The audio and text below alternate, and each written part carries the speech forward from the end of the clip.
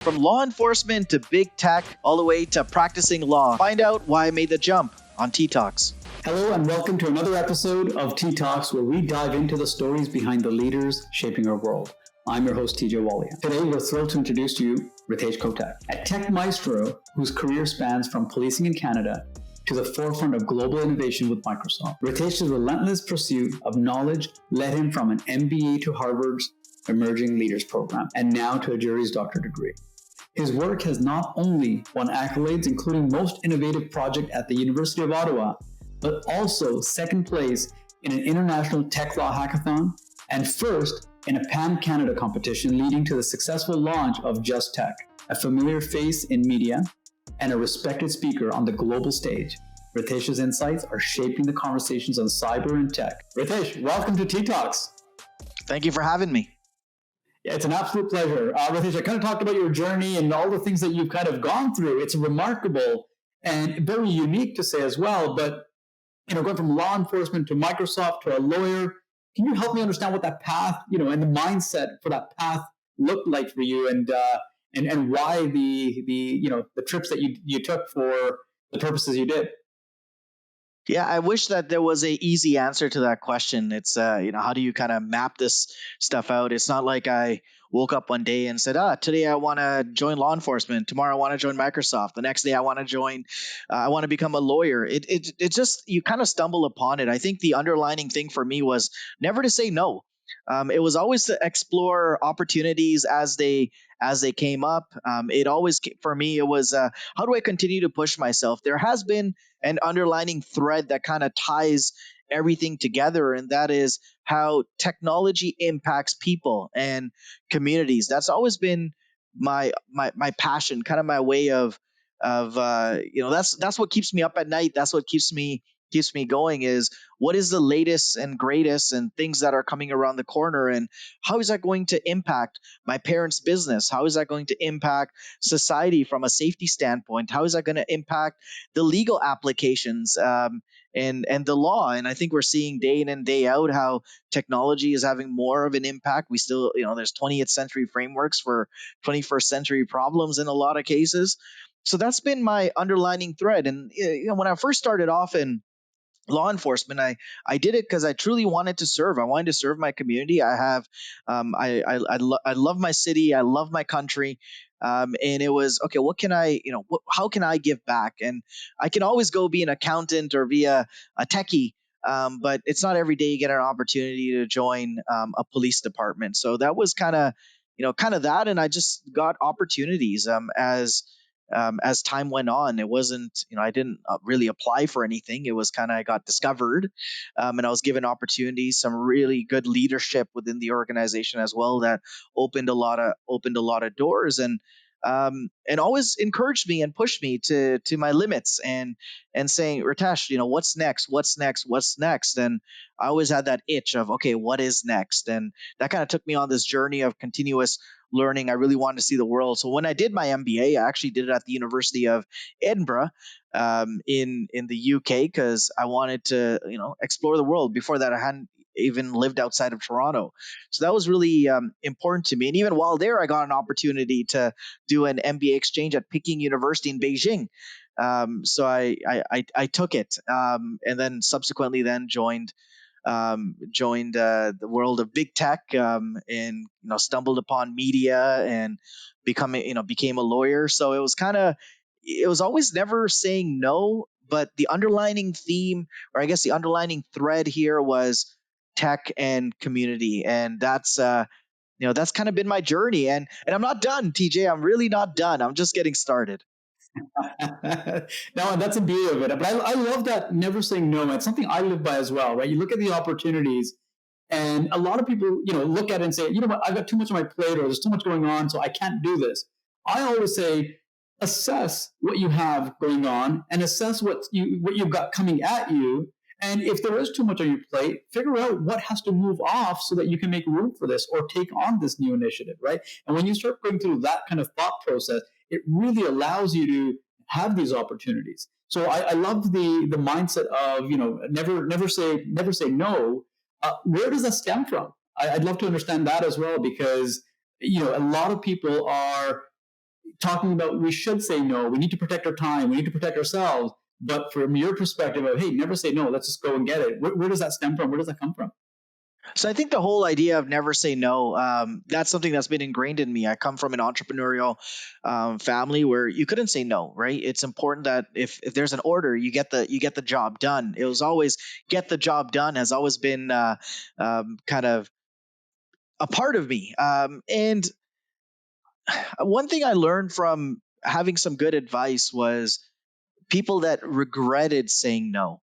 So it's kind of the opposite way of thinking is the opportunities that were lost because they said, I can't do it. Now, I'm not saying that doesn't mean say yes to everything, right? Not saying no is different than saying yes to everything. I think you need to, like, there is an equation, there is a balance. You can't, if I said yes to everything that get offered, come speak here, let's do this interview, I would get nothing done. And I think that is, I think that there is a balance. When I say don't say no, it's don't say no to opportunities as they come up, no matter how big or how small. And my thing was not saying no to things that would have a positive impact. I'll give you an example. I got asked by a community group to speak to seniors around cybersecurity and privacy. We're seeing a lot of fraud happening where seniors are unfortunately targeted. So they said, Ritesh, can you come in and give a little talk? We have the seniors association. I think what they said was there were about maybe 8 people coming. Now, the groups that I normally speak to are more than 8 people. I've spoken to groups of hundreds of people. I get to go on national television where there's clearly tens of thousands of people watching. But my parents always said, look, if it can make someone's life better, and you have the capacity, then do it. Right? Don't say no. And I remember going there and helping out and having this discussion. And it was funny. I think out of the 8, 6 of them brought their iPads and said, I can't get these apps to work. Can you help me? Right? Instead of having a discussion around fraud, but that's okay. That's okay. And we ended up, having a very intimate conversation.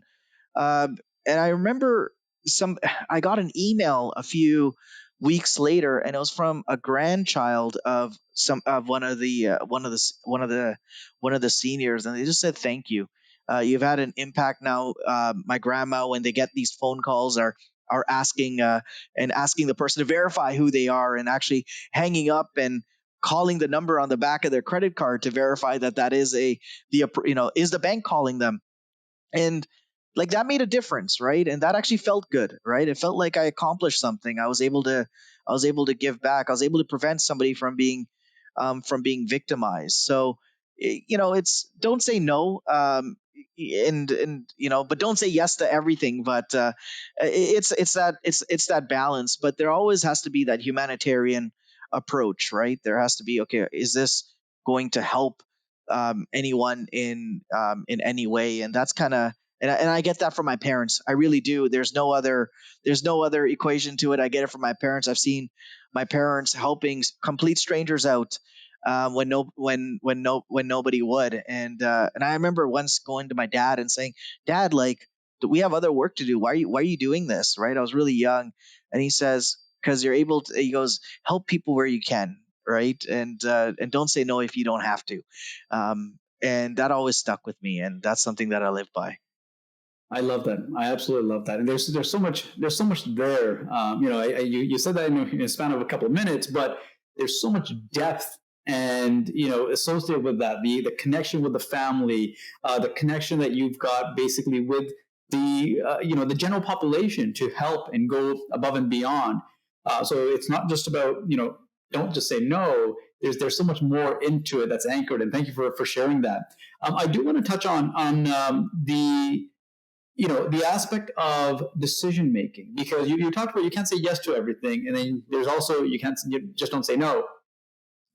The decision making between that, and I want to take it at a bigger scale of you going from policing to Microsoft to MBA, that path that you have. There's a lot of elements. There's a lot of difficult decisions that are made at that point. So one is, getting up, going to a whole other country to do this for a span of time, leaving your family behind, especially when you're talking about that connection that you have with the family. What does that look like? How do you come across those decisions, and what does that journey look like when you're making those decisions? So I always tell people have your own personal board of directors, people that you trust, people that will give you unfiltered advice when you got to make those decisions. Those decisions should not be made by yourself. So, I have my personal board of directors, and that includes my family. They are a part of my personal board of directors. They're also my biggest supporters. So if it just wasn't feasible from a personal perspective to just get up and leave, and I didn't have the supports at home, I know I'm not naive to the fact I wouldn't have been able to do all the things that I did because I had a safety net. So that really helped with my with respect to the decision making. It is what it is. But there was another component of it as well when you're kind of making these life altering decisions of, do I do it or do I not do it? And the way I balance it out, especially going to law school, because that was the last thing I did. 2019, I went to law school. As I got called to the bar March of 2023, and that's a big decision. Like from the moment you say I want to be a lawyer to the time you get called to the bar is about 5 years, right? You got to write your LSAT, or in the province of Ontario in Canada, you got to write your LSAT. You got to apply to law school. You got to make all the submissions. 3 years of law school. You got to write the bar exam. You got an article, and then you submit everything, and then you wait for the call, the ceremony, and then voila, you're now a barrister and a solicitor. That's a 5-year journey from the moment you say I want to do this. And that was probably one of the biggest decisions I had to make, is because I was in a really in a good job. I was doing well, and it's like, do I leave that to go be a lawyer? And what went through my head when making that decision, aside from talking it over with my personal board of directors, my friends, and really thinking it through and saying, what do I really want to do? What does my heart say on this? And I think you got to go with your heart on certain things. Is today, I say I want to be a lawyer. If I say the same thing a year from now, because everyone says, just wait a year, let's think about it, right? Um, then I will still want to be a lawyer, and it's going to take me a year longer to become a lawyer, and who knows how life is going to impact me. And I made the decision. I was like, okay, I'm going to do it. And it was the right decision. In fact, even going through law school for the 3 years, COVID happened as I was going through it, right? And I live in Toronto, and my family's in Toronto, and I was going to the University of Ottawa. I picked the University of Ottawa because of their tech law program. That was my number one choice. I wanted to go to the University of Ottawa. I wanted to be by the Supreme Court. I wanted to be near Parliament. I wanted to, kind of be in that environment. But then like the family realities sunk in as well, where I needed to be home. And I was like, oh, what do I do here? Like, do I transfer? Do I leave law school? Do I commute back and forth between Ottawa and Toronto, which is not a fun commute? Um, and then COVID happens, right? And that was and everything went online, and I got to do the rest of law school from home, right? I was literally in Toronto, physically, but virtually in Ottawa, and I got to do the rest of law school like that. So I was able to complete my degree. And if I had said at that moment, I'm going to wait another year, right? Then I would have, who knows what would have happened, right? In that year. So I think when those opportunities come, have that I have that discussion with my personal board of directors. I kind of go with my gut. I think that's important. Trust your gut. But then make a decision and live by it. Like, stick to that decision. Don't waver. I've never wavered. I never said, oh, like don't waver. Just stick to it and do it. Cause it's easier. It might seem hard today. It's only going to get harder tomorrow. Yeah, yeah. I love the make that decision, go after it. Right. It's so critical. And I remember, and this takes me back to my dad when we were growing up. He was looking at investment property, and it was like it was far out in the it was along the 401, somewhere near Kingston at the time. And I'm going back about 20 years ago now. And we couldn't find it. So we didn't have GPSs readily available the way they are today. So we couldn't find it. But we drove for a good few hours, and we decided we should turn back. And my dad says, listen, we've come this far.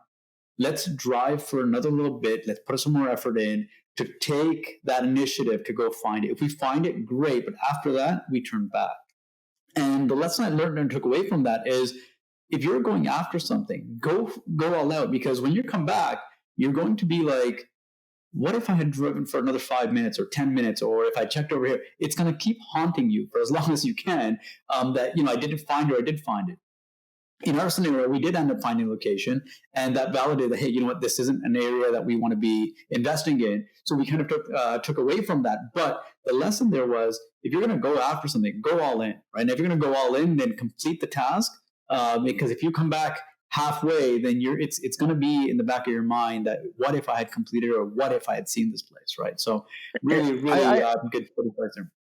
Yeah, no, I agree with that, right? And I think there's another component of that as well, and that's embrace failure, embrace setbacks as well. Don't let you're going to have failures. I've had numerous failures in my career. I've had numerous times where I said I should have done things differently, right?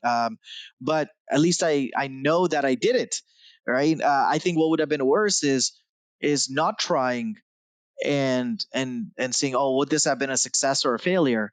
It gives me that peace of mind, right? Like, just as you and your dad driving driving for that extra few minutes and finding the property, put in that effort. And if you aren't able, at least you put in that effort, right? I rather try and fail than not try and have a big question mark, or this gray cloud lingering over me. Absolutely. One of the things, I guess have heard me say as well, and I talk about, is the word fail stands for first attempt in learning, right? If you're not going to go after that, we've, as a society, look at the word fail or failure as such a drastic negative thing, but no one gets to wherever they are without any failures at all. There's always learnings along the way. And we define failure as pass or fail, and that's it. But that's not necessarily it. It's you've tried something, and we did this in science class in grade 9 and grade 10, right? It's like you try things. If it doesn't work, you redo it. It's trial and error. That's essentially failure to a certain extent, right? So we have to take that into incorporation and apply that. But a lot of us look at failure as a very, very negative thing. I do want to touch on, your personal board of directors that you mentioned. You talked about, having this board of directors, and this ties into what I usually talk about on the show is mentorship, right? So there's aspects of it. One is like almost like an advisory board, and I think that's where your board of directors is. Talk to me about that. What got you started on that? What has that helped you with? I know we talked about some of the decisions, and what has it not helped you with, right? Where, if you can shed some light on that.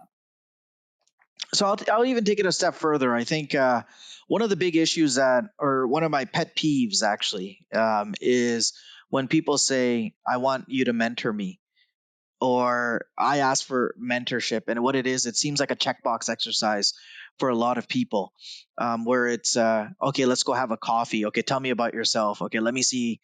Let me give you a little bit of advice. And it's like, okay, I did it. I can feel good. I can feel good. Well, that's not mentorship, right? I don't know what that is, right? To me, that's not mentorship, right? Um, so when people talk about mentorship, I kind of change it around. I say it's not about mentorship; it's about championing. Who's going to really give me advice, and who's going to talk about me in the room when I'm not in the room? Who's going to get me, really help me get to that next level? I think we can all have mentors. It's great. It's an expensive coffee bill, right? But how do we convert mentors to champions? And so when I was kind of doing this personal board of directors, is what I want is people that have known me for a long time on a personal level, people that know me professionally, people that I trust implicitly, that I know that I can call up at any time of the day and get unfeathered advice, whether it be, "Ritesh, this is the dumbest thing you've ever thought of," or or this is a great idea, but have you thought about this? Right? That it doesn't mean that they, if we were to look at this on an org chart, for example, that they're higher on the org chart than me, or they're C-suite, or no, I don't care about that, right? What I care about is people that will give me unfeathered advice. Yes, there are people in my personal board of directors that have been extremely successful and accomplished a lot of things. But more importantly, there's individuals in there that I trust, that are my champions, that I know will go to bat for me, that will help me, that will always be there for me. So, that's kind of, when you're thinking about building out that team of who do I ask advice for. I think you can get a million different mentors, right? Anyone will take 15 minutes out of their day and jump on a quick call or go for a coffee. But go beyond mentorship and think about champions. How do I convert them into champions? And you want your, kind of like your board of champions instead of your board of mentors. And that's always been my approach. Yeah, this is it's a very unique way of looking at it as well, and I think this is going to tie me back to what you mentioned earlier, which is you got discovered in a lot of areas, and then let me correct me if I'm wrong, but I'm assuming a lot of these champions looked at the work you were doing, eventually started discovering your capabilities and started sharing it to others because they were championing on your behalf. And is that what helped to get some of these opportunities, or am I off the mark on this one? So again, I love equations. Like I'm not a mathematician or a math magician, right? But the best, the way I look at it, especially when it came to these people championing, is great. You can go ahead and be the biggest. You can have a megaphone. You can say TJ is the greatest, right? That's one element of it. But if TJ can't deliver, then it's worthless, right? And in fact, you lose all credibility in that. So for me, it was always 90% preparation, right? Is just always trying to push myself, get better. The amount of times I paid to go to like to out of my own pocket to go to certain conferences, or took did all those extra hours, when working 26-hour days when there's only 24 hours in the day, right? Type situations. um, that's because I wanted to prepare. And the reason I wanted to prepare that 90% was for the 8%, which is the opportunity, right? That's preparation meets opportunity. And there is a component of luck, and that's 2%. So I say it's 90% preparation, 8% opportunity, and a hint of luck, that 2% of luck. And that was my equation. So, yes, I had champions that were saying, Ritesh can do this. Give him this opportunity, right? I think that this is the person I want running this portfolio or doing these things. But if I wasn't prepared to lead in that moment, if I wasn't prepared to deliver, um, those opportunities would never come again. And that's the way I went about it. And yes, you have your champions, you have your mentors, you have your people that are going to get you those opportunities. But if you can't deliver, you're not going to get them. You're a one trick pony. Yeah, yeah, that's great advice there, right? Because to your point, someone can shout your name all day long, but if you can't deliver, well, they're going to stop shouting it because they're going to get the feedback and saying, that TJ guy you sent me, I don't know, don't do that again, right? So it has an impact. You're absolutely right, but you do have to deliver. You have to have the chops to be able to get in there, roll up your sleeves, get the job done. Because if you don't, you've essentially got one chance at it, right? You got one shot at it. So great advice there. Great feedback in terms of what that looks like. I want to touch on your work-life balance aspect. There's a lot of things you've been dabbling with, right? There's a lot of things going from one to another. Lots of decision making, not saying no sometimes. Obviously, not saying yes to everything as well. But what does that look like from a work-life balance perspective for Ritesh? How does Ritesh go in and say, you know what, this is enough for today? I know you talked about the 26-hour days, but where does Ritesh draw the line, and how? What helps him make that decision? It's a lot. It's a lot different now. If we were having this conversation a few years ago, it was when I was a little bit younger, right? It's go, go, go, go, go, right? And I could do the 26-hour days. I'm not aging myself, right? But you do come to appreciate your personal time a little bit more as you get older. Is what I found. Work life balance, like, um, put it this way, I really don't have a straightforward answer, but I, I my calendar is pretty open. I have tasks that I need to finish. So before it was I need to go meeting, meeting, meeting, meeting, meeting, because now my calendar is really full, and that means I'm really busy and really important. No, that's not. That's not the case for me. Now it's tasks. Like I kind of rethought the way I structure my day. Is today I need to get these four things done, and I'm going to get them done, and after this time, this is the time that I'm thinking I'm going to get this all done. This is now my personal time, right? And in my personal time, that could be professional development or personal development, also spending time with the family, doing things that I like to do on my in my spare time as well. I love movies, right? So putting on, I guess, Netflix and Netflix and chill, right? Is kind of the things that I like to do, and I don't put that in my calendar. I have very few things in my calendar because I like the flexibility, unless there's obviously things you got to put in there because you don't want to miss it. But I kind of changed my approach, right? For if I wanted a work life balance, instead of doing things back to back to back and meeting about a meeting so I could have a meeting to a meeting, I just decided it was about tasks, right? It's about completing tasks and kind of rethinking. And once I did that and once I made that shift, um, things started getting done. I didn't feel like I was as pressured to get things done as well. I started sleeping better, started sleeping more, um, making sure that I got up on time to get a quick workout in just to get the blood flowing first thing in the morning. But yeah, that's how I keep my work life balance, right? It's no longer about I'm not a 9 to 5 person. I'm a 9 to 9, and that's 9 a.m. to 9 a.m. next day. But it's task based, right? It's I'm going to get these things done, and I'm going to make sure that I have time for my own personal stuff, and I feel like it just organically happens. Yeah, I like what you were saying in terms of the calendar, right? It's keeping that open. And I think that's probably the only time you probably do say no, is when invites come in and say, listen, I don't want to be part of this meeting to plan another meeting. So I can definitely see that. And I've done similar kind of thing with my calendar now as well. When you're in the corporate space, though, it's very difficult not to take on all these meetings. And there's a lot of meetings that are out there. In one of my episodes, we were talking about using meeting templates because so many people get pulled into these meetings for no reason, and they're there because the person who's organizing wants to look like they're busy and they're important and they're doing something amazing, but it's a waste of time for so many others.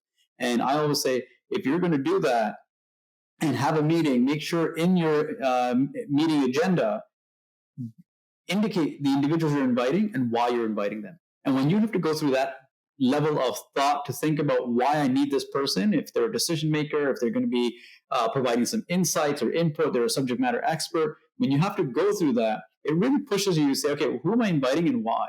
And it gets your meetings more focused. But I love your approach of keeping the calendar nice and wide open. The aspect of tasks you talked about, having tasks listed in either your calendar or on a task list is one thing. Accomplishing them is another, right? So how does Ritesh stay productive? What are the strategies that you do for productivity and getting these tasks done? So I actually don't even use a digital list for that stuff, right? Like I do have obviously my notes and paper and emails and calendars. Like I do have all that, right? But what I do is I like sticky notes. I find sticky notes work best for me. Where on a sticky note, I actually put these are my tasks that need to be done, and I just as I do them, I just literally cross them out, and I make these sticky notes sometimes once a day, sometimes multiple times a day, because it is dynamic. Things do come up, things do change, right? And you just gotta adapt. But yeah, I don't have a highly technical solution or a highly technical answer of how I go about it. It's sticky notes. Like that works for me. Love I it. think everyone's different, right? That's the way it works for me. No, I love it. And sometimes we complicate things with, having highly technical solutions. And if you go right back to sticky notes, that's the way. One of the things I do is sticky notes, because every time I pick up my phone, then I'm distracted by all the notifications on it as well, especially if it's on my bedside. So I don't keep my phone on my bedside anymore. Instead, I have a sticky note that I prepare the night before that has a list of 3 things I want to accomplish for the day, and that's it. Right? The 3 major things. If I can accomplish those are the big things that are going to move me forward. All the other little things that will get done throughout the day, but those are the 3, and I do that before I even pick up my phone. So I'll get the sticky note. I'll take a shower, go to the gym, and then I'll come to my office and sit down and get these things done. By 10 a.m., I'm usually done. most of my things I have to accomplish for the day, right? Or even sometimes by 9 a.m. because I wake up at about 6 o'clock. So a lot of these things are usually done by then, whereas most people are starting their day at 9 or 10 o'clock, right? So these distractions on your devices, and they don't have to necessarily be technical solutions, like you said, but maybe, an old school sticky note. So I love that. And the thing, Sorry, go ahead. and the Yeah. thing, the thing I found also is the most successful people that I've spoken to, right? It's not that their EA keeps them organized, right? It's not that they have some highly technical solution. I actually find the busy, like the more senior they are, the more open their calendars are, right? The more organized they are, right? And the reason for that is, again, everything can be high tech, but no, they go low tech, right? It's I handwrite this, I got my sticky notes, I got, this is the system that works for me, and that's what works, right? Like it's everyone's different, but that's what works.